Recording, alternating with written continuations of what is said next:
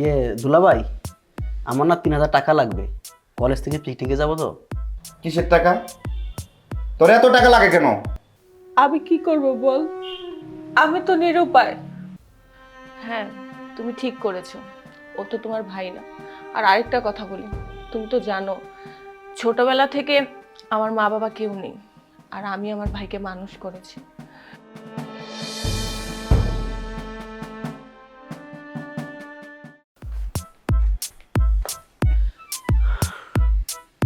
ইয়ে দুলাভাই, আমার না 3,000 টাকা লাগবে। কলেজ থেকে পিকনিকে যাবো তো। কিসের টাকা? তোর এত টাকা লাগে কেন? প্রতিদিন দুলাভাই টাকা লাগবে, দুলাভাই এটা লাগবে সেটা লাগবে। আরে টাকা ইনকাম করা কত কষ্ট তুই জানস? তুই কি বুঝবি? বৈশা বৈশা তো খাস, আর তো কোনো কাম কাজ নাই। প্রতিদিন শুধু দুলাভাই টাকা লাগবে, এটা লাগবে সেটা লাগবে। আমার কাছে কোনো টাকা পয়সা নাই, আমি তোর টাকা দিতে পারবো না। বৈশা বৈশা খাও তো, ওটার পাও না। ঠিক আছে দুলাভাই। শুধু টাকা টাকা টাকা টাকা, মনে হয় গাছের পাতা, চাইলেই পাওয়া যায়।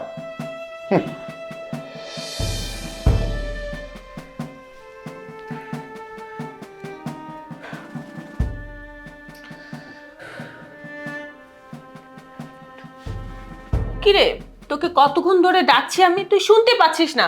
টেবিলে খাবার দিয়েছি, চল খাবি। আমার খিদে নেই, আমি খাবো না, তুই যা। খিদে নেই মানে? তুই তো সকাল থেকে কিছুই খাসনি, আর হঠাৎ করে তোর কি হলো বলতো? আচ্ছা আপু, আমি কি তোদের বেশি ক্ষতি করছি? না তো। দেখ না, কলেজের সব বন্ধুরা পিকনিকে যাবে। আমি পিকনিকে যাওয়ার জন্য দুলাভাইয়ের কাছে মাত্র 3,000 টাকা চেয়েছি। সে আমাকে বকাঝকা দিয়ে বের করে দিয়েছে। আমি নাকি তার অনেক টাকা নষ্ট করছি। টাকা দিয়ে কি করবো? কেন পিকনিকে যাব? আমি নাকি সবসময় তাকে বিরক্ত করি, তার সব টাকা নষ্ট করি। আচ্ছা আপু, আমি কি মানুষ না বলতো? ভাই রে, আমি কি করব বল, আমি তো নিরুপায়। ওই যে আগেরকার দিনে মুরব্বীরা বলতো যে মেয়েদের বিয়ে হয়ে গেলে তারা পরের ঘরে চলে যায়, তাদের কিছু করার থাকে না। ঠিক তেমনি আমি যদি এখন তো দুলাভাইয়ের সাথে এটা নিয়ে ঝগড়া করি বা প্রতিবাদ করি, তাকে তো অপমান করা হয়। একজন স্ত্রী হয়ে কখনোই আমার স্বামীকে অপমান করতে পারি না। তুই আমাকে মাফ করে দিস, আমি তোর জন্য কিছুই করতে পারলাম না। হ্যাঁ আপু, আমি বুঝতে পেরেছি তুই নিরুপায়, কারণ তোর করার কিছুই নেই। আমরা তো দুজনেই দুলাভাইয়ের ঘাড়ের উপরে বসে পড়ে খাচ্ছি। তুই তো তার স্ত্রী। আমি তো দেখি তুই আমার জন্য অনেক কথা শুনিস। আমারই কপালটা খারাপ। দেখ না, সেই ছোটবেলা থেকেই মা বাবা মারা গিয়েছে, তোর সংসারে এসেই তো আমি বড় হয়েছি। কিন্তু আর কত তোদেরকে বিরক্ত করব, কত জ্বালাবো? তাই আমি সিদ্ধান্ত নিয়েছি, আমি তোদের বাড়ি ছেড়ে চলে যাব। কারণ আমি চাই না আমার জন্য আমার বোনের সংসারে অশান্তি হোক, আমার বোন কষ্ট থাকুক। কোথায় যাবে তুই? আমি ছেলে মানুষ, যে কোনো একটা মেসে উঠে যাব। আমি আজকে চলে যাব। রুবেল, রুবেল,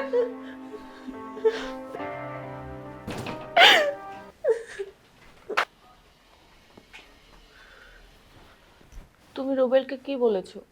ও ছেলে মানুষ, ফ্রেন্ডদের সাথে পিকনিকে একটু ঘুরতে যাবে, তুমি টাকাটা দিয়ে দিতা। তা না করে ওর সাথে এমন খারাপ আচরণ কেন করেছো বলো তো? আচ্ছা, তোমরা কি ভাবো বলো তো? আমি যা করেছি একদম ঠিক করেছি। ঠিক করেছো?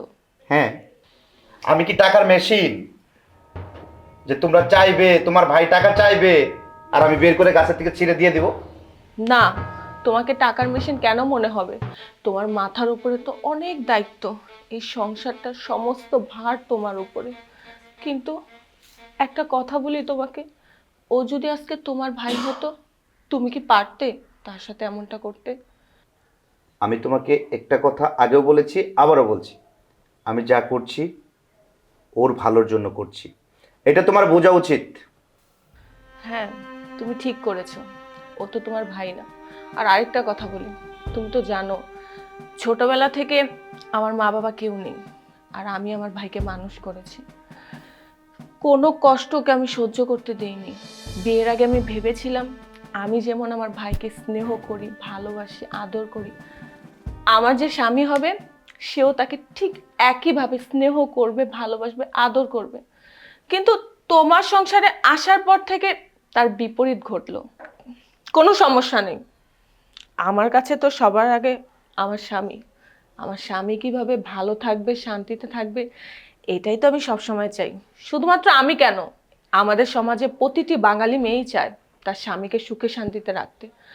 তোমার যেহেতু আমার ভাইকে এ বাসায় রাখলে অশান্তি লাগে, তুমি আমার সাথে অনেক ঝামেলা করো, তাই ওই বাসা ছেড়ে চলে যাচ্ছে।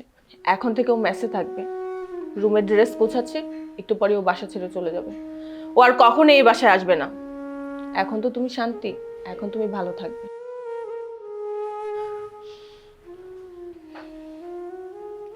রুবেল, এদিকে আয়। এদিকে আয় বলছি।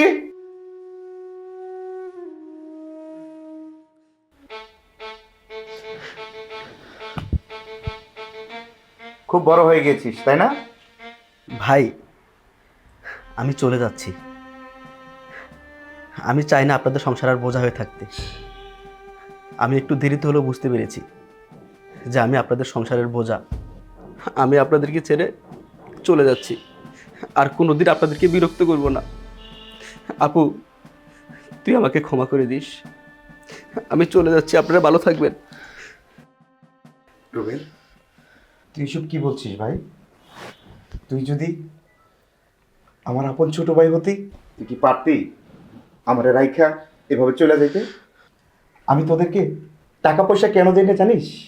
এই যুগের ছেলে মেয়েরা টাকা পয়সা দিলে বন্ধু বান্ধবের সাথে আড্ডা দিতে চায়। আমি চাই না তুই কোনো বাজে ছেলের সাথে জড়িয়ে যা। সেটা তোর বোন আর তুই কখনোই বোঝার চেষ্টা করিসনি। ভাই, আমি ভুল করেছি সত্যি। তোদেরও তো একটা জীবন আছে, তোদেরও তো স্বাধীনতা আছে। আমাকে ক্ষমা করে দিস ভাই। না ভাই, আপনি আমার বড় ভাই, আপনি কেন আমার কাছে ক্ষমা চাচ্ছেন? সেই ছোটবেলায় আমার মা বাবা মারা গেছে, আপনি আর আপাই তো আমাকে মা বাবার আদর দিয়ে বড় করেছে। আপনি আমার কাছে ক্ষমা চেয়ে আমাকে ছোট করবেন না। আমি নিজেকে অনেক ভাগ্যবান মনে করছি যে তোমার মতো একটা স্বামী পেয়েছি আমি।